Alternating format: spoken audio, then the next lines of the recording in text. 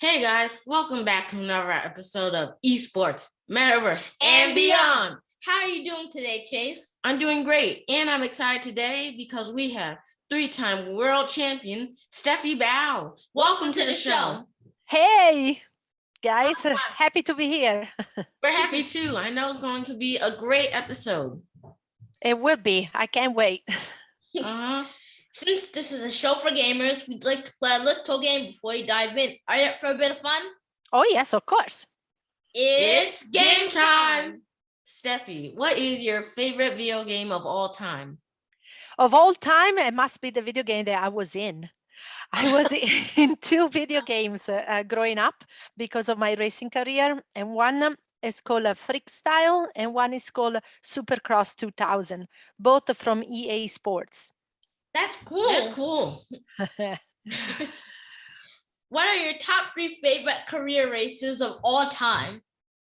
Well, I come from Italy and now I live in the United States. So I would say my biggest accomplishment have been winning the 3 world titles, but also being the first woman to race with the men at the top level. So I think those two, the 3 world titles and this accomplishment are my favorite. That's really cool. Something to be proud of. Oh yeah, I think so. What do you think? I think so. And we have a bonus question. What's your favorite vacation destination? I'm going to surprise you here. My favorite place in the world for vacation is actually French Polynesia. It is? Yes, are those islands in the South Pacific, and I've been there once and I fell in love with it. It is like being in paradise. One time? Have you ever been there again? Not yet, but we are planning to go possibly next year again. Oh, well, I hope you enjoy it. That's awesome. Yeah. Have you guys been? No, we haven't been there. Which one is your favorite place? Probably Miami, Florida. Well, not Miami, but Orlando, because that's where Disney is. Yeah. For both of you, same? Either that or Canada. Nice. I like Canada too. So either cold or hot, right? Yeah. Thanks for playing. You earned 400 points. Awesome. For those unfamiliar with who you are, can you share a little bit about yourself and what you do?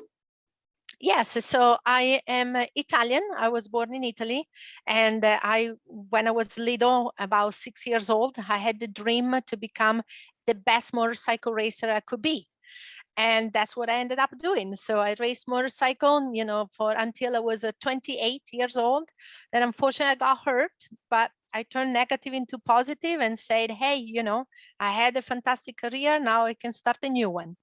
And now I just work in the esport industry and try to help people to use esport to enjoy the sports of motorcycle and car racing. Well, I'm sorry to hear about what happened to you, but it seemed like a fulfilling career. I'm glad you enjoyed it. Yeah, of course. I always been lucky to have an incredible mom and dad. They always pushed me to do what I really wanted in life. And therefore, I went for what I loved, and that was racing. And yes, it was fantastic.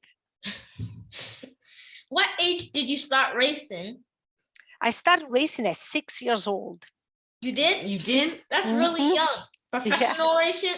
No, it's not professional at 6. 6 is like, you're still a kiddo, right? So it's mostly like for fun. They're called amateur racing. But I turned professional when I was 17 years old. Oh, wow. That's really cool. Thank you. Who inspired you the most to start racing? Well, I would say my mom and dad, actually, because I started so little, when I was just 6 years old, that if it wasn't for them, they would buy me the motorcycle, I would have not achieved what I did in life. So I think my idols are my mom and dad. For being one of the fastest motocross racers in the whole world. That's a major accomplishment. How do you feel about that? I'm super happy about it. Of course, it didn't come easy. I have to tell you that, like everything in life, you just really have to work hard for anything that you want to achieve. So there were definitely up and down, but, I was able to put a dream that I had since I was little into reality. So I'm super stoked about it. Wow. Is it true that M2R helmets gave you a signature helmet? And if That is so, correct. what Yeah. was the moment when they gave you? What was it like? Well, it was more like they were able to reproduce a helmet that I liked and be able to sell it all over the world. So it was like my replica. So I was super proud of it because I think it's pretty cool that everybody can buy a helmet that I was wearing and I created. Uh-huh. That sounds really cool. All your fans get to buy your helmets. Yes, that was right. Mm-hmm. Stefy, like you mentioned earlier, you were in the video game Freakstar as a playable character. How did you get that opportunity? I did get that opportunity because of racing. Like I was winning a lot of racings, and EA Sport decided to make a video game for motocross. And I was the winningest female racer at that time. So it was a normal choice to ask me. So I was stoked though. Like when they told me, hey, do you want to be in the video game? I'm like, is this for real? And yes, so it did happen and it was super cool. I could imagine that was a really cool moment. Absolutely. I'm very proud of that one.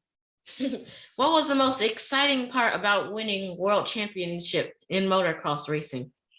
Well, I would say that for me, the most exciting part was to be able to become the best on something they really, really love. So working hard, like I said, because kids, there is no shortcuts in life.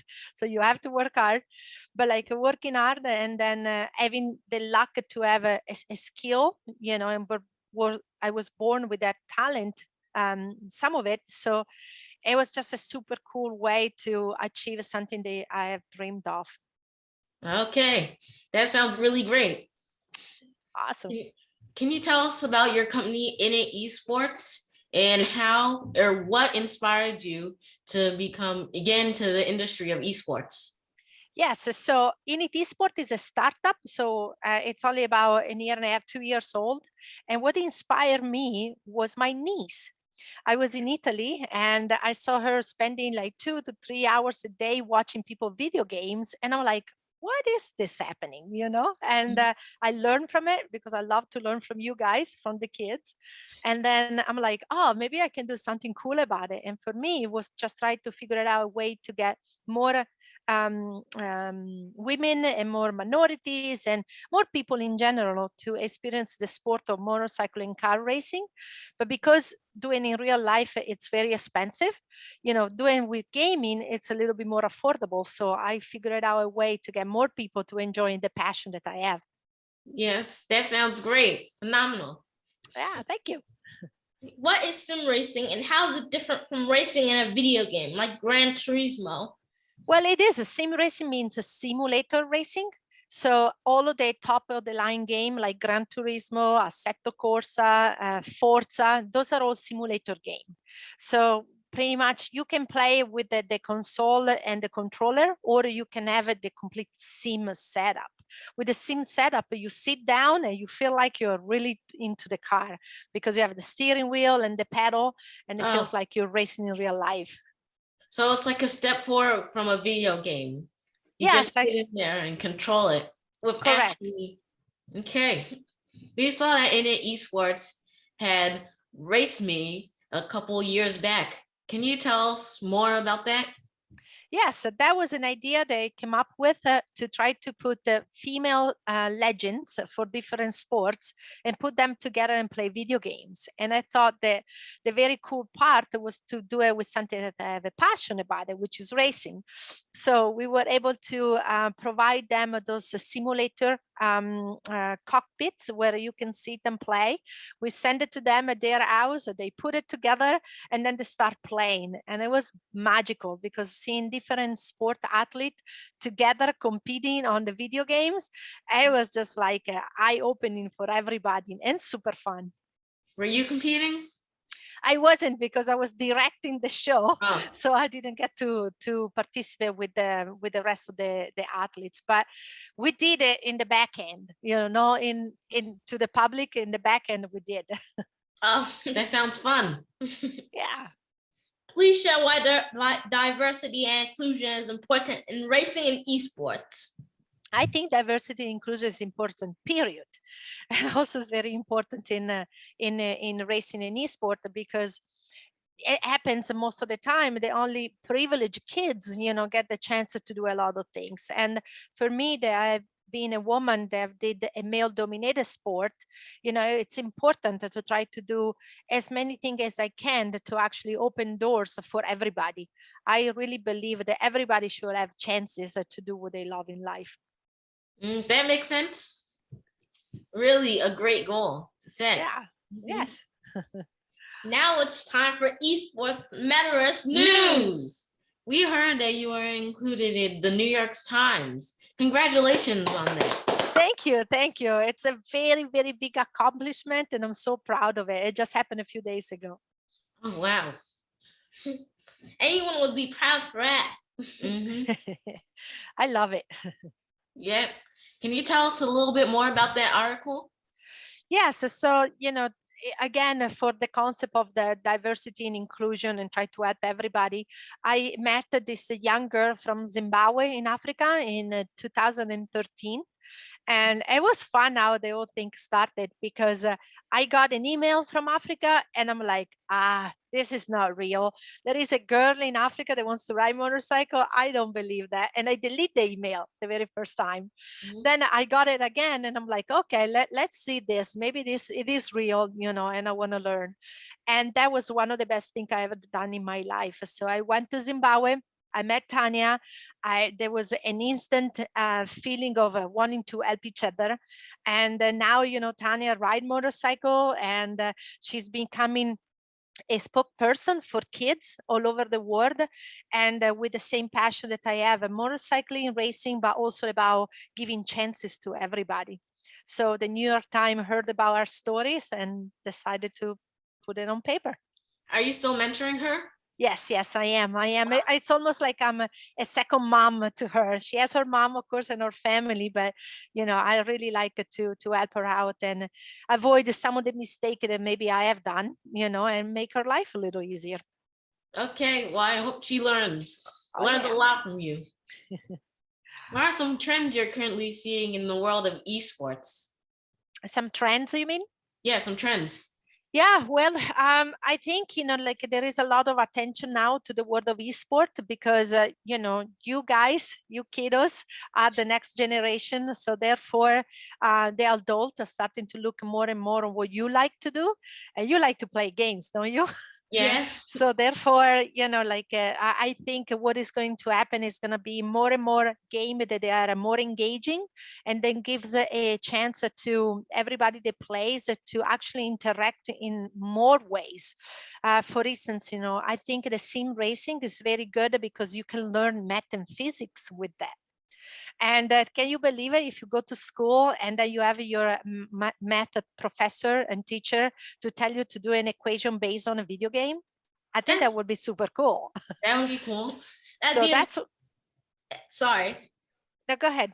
Oh, I was saying that'd be amazing if teachers did that. Since kids love video games, then they really want to learn. Yeah, and that's what I think, it would be a possible of a trend, like that companies and adults start seeing those opportunities and trying to provide education back to you guys by using something that is fun, because I think it's more fun to learn how to build a car on a video game using math and physics than just solving an equation, right?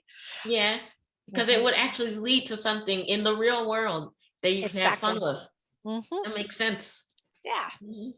For kids listening, how can they get involved into esports? Well, there are a lot of ways to get involved with esports. First and foremost is like pick up a game that you love and then start playing. For me, particularly, we are all about racing, so they can come to the website and we have tournaments there, and then you can register and play. And one of the things that we are doing that I think is very important is that we provide a full-on registration process. So everybody's going to be verified, which means that you're going to get a digital driver license when you play on our games. A Well, digital driver's license? Yes, because in that way, like everybody can be verified, everybody knows who you are, and the hope is like to try to avoid, sometimes a bad situation that can happen on the internet, right? So if everybody's verified, then we know who you are, and if you do something bad, you're gonna be put in time out. Okay, that's really cool. that's great advice, Steffi. Yeah, Thanks for joining us today. thank It was you. phenomenal. We really enjoyed today's conversation. But You- before we go, how can people find out more about you online? You can check out the Init Esports.gg, and over there you'll find all of the information. For me, you can find me on Instagram and Twitter, and I am at Stefy Bau. All right, Steffi, thanks for joining us today. Thank you, And guys. It's been a pleasure. Thank you. again, congratulations on getting in the New York Times. And we heard it's your birthday tomorrow. Happy Tomorrow birthday. it is, Yeah, yes. happy birthday. Thank you so much. You guys are awesome. Thank you. The show, I think we knocked out the park today. And I hope the fans took in everything that you said and maybe they could apply it to their life. I hope so too. If I should say one last word, it's like always go for what you love. You will never Yes. be disappointed. Yeah. Always follow your dreams. Yes. Thank you, Advice. Steffi. Thank you. Thank you, guys. Bye. Bye.